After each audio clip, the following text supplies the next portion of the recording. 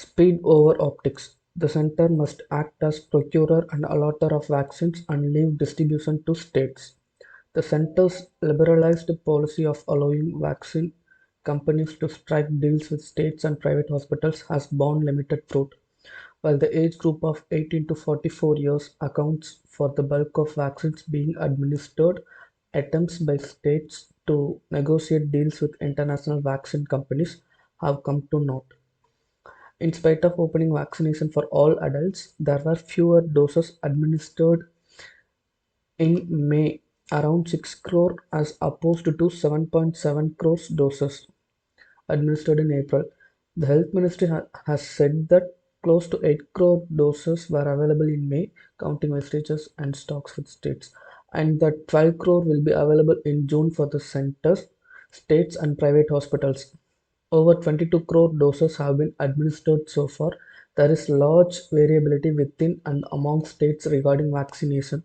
It is in this context that state chief ministers cutting across party divisions are now demanding that the center be the sole buyer of vaccines. The Supreme Court too has expressed its dissatisfaction over the existing system that puts states in competition with each other and the center almost like another competitor for vaccine supplies. The center has tried to put that tried to project that it was the clamor from states that forced it to abstain from being the sole purchaser of vaccines, but it was the center's miscalculation that there would not be frantic public demand this calendar year and that the output from the Serum Institute of India and Bharat Biotech would be sufficient for India. International arrangements such as COVAX were premised on India being a large supplier to Africa and several countries around the world with no vaccine development facilities. Now that the government has prevented the Serum Institute of India from honoring its supply commitments, it is unclear if international suppliers would trust India's demand for large supply. The unpredictability in policy also weakens India's ambit of negotiations now that it seems desperate to increase short-term vaccine supply. Moreover, given that vaccines are the most sought-after goods, it is unlikely India would be prioritized so late in the day. There is optimum of increased and significant supply from Bharat Biotech and SII by August. At this stage, it appears that the center has few options other than waiting for its domestic suppliers to hike production. Increased supply from abroad is unlikely in the near future, even if resources for procurement are not a constraint. It must, however, heed the state's core demand that they be given a greater say in deciding how best to distribute the vaccine. The center can be a monitor of and an advisor to the process, and if it becomes the sole buyer, it can spell out a transparent distribution policy, but it ought to prioritize speed administration over optics. Digital tax tussles. The world cannot afford a tariff war to protect digital sector, which has low tax operations. The United States announced and then immediately suspended a whopping 25% tariff rate on over $2 billion of imports from 6 countries, including India, signaling Washington's intent to act punitively on its long-held grouse with these nations for their digital services taxes primarily impacting Silicon Valley tech giants.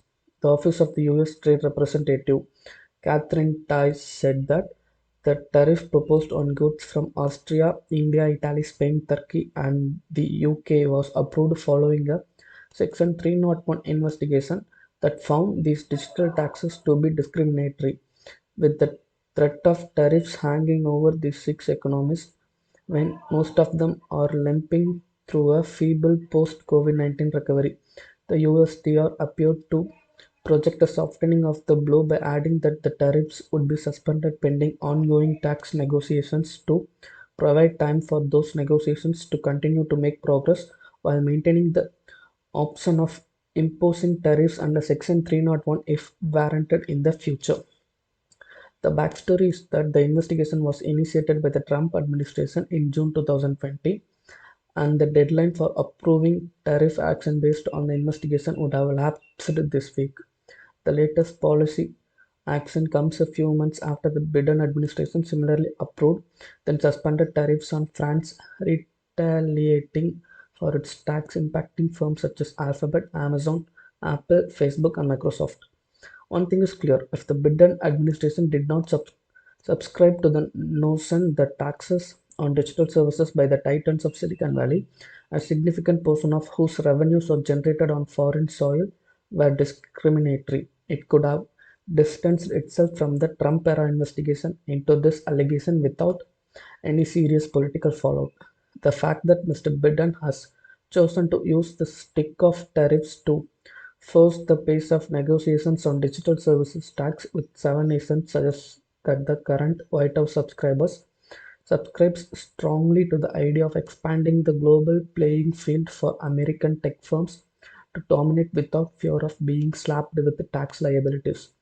In the case of India, that was a mere 2% digital service tax on trade and services by non-resident e-commerce operators with a turnover of over 2 crores. Even more, Washington appears to be unafraid to throw serious political heft behind this venture, even to the point of risking another tariff war outbreak, compounding the tensions generated by tax core matches between the Trump White House and Beijing on this count.